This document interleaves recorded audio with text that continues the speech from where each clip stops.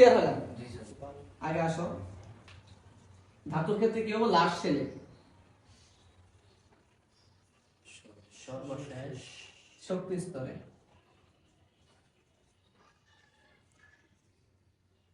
1 2 3 3 একটা থাকলেও ধাতু, দুটো থাকলেও ধাতু, তিনটা থাকলেও ধাতু।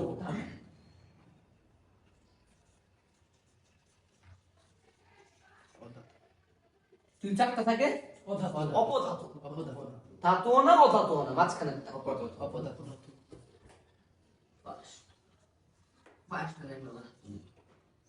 অধাতুতে লিখি সর্বশেষ শক্তি স্তরে 5 6 7। বুঝছো? 5 6 7 থাকলে অধাতু, 1 2 3 থাকলে ধাতু।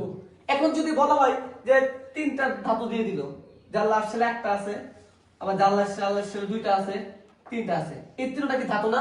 জি। এখন তোমাকে প্রশ্ন করা হলো যে তাহলে এখান থেকে সক্রিয় ধাতু কোনটা? মাঝখানটা না, যার ইলেকট্রন কম থাকবে সে হচ্ছে সক্রিয়।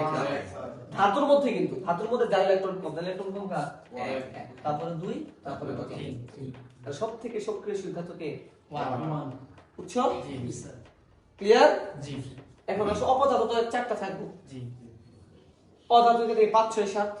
এখন যদি বলা হয় অধাতুর ক্ষেত্রে সবথেকে সক্রিয় অধাতু কোনটা? 5 না 7 শক্তি সবথেকে সক্রিয় কি 7, তারপর 6, তারপরে 5। ওটা দিবি। বুঝছো? জি। অধাতুরা কি করে? গ্রহণ করে। জি। অধাতুরা ইলেকট্রন কি করে? গ্রহণ করে।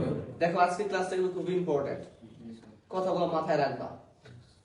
ধাতুরা কি করে? দান করে, প্লাস। প্লাস অধাতুরা কি করে? মাইনাস গ্রহণ করে। 11 2s2 2s2 2p6 3s 1 তাহলে সর্বশেষ শক্তি স্তর মানে কোনটা? 3 সর্বশেষ শক্তি স্তর। তাহলে লাস্ট লেবার আছে তাহলে আমরা কি বলবো? ধাতু। তাকে আমরা কি বলবো? ধাতু। ক্লিয়ার? জি স্যার। এখন ধাতু যদি তোমার মনে করেন আমি লিখলাম সোডিয়াম প্লাস, প্লাস কয়টা দিছি? একটা। তার মানে সে একটা ইলেকট্রন দান করে দিছে। তো সে যখন একটা ইলেকট্রন দান করছে তখন তার ইলেকট্রন হয়েছে কয়টা? 10টা। আমাদের তোমরা বুঝছো?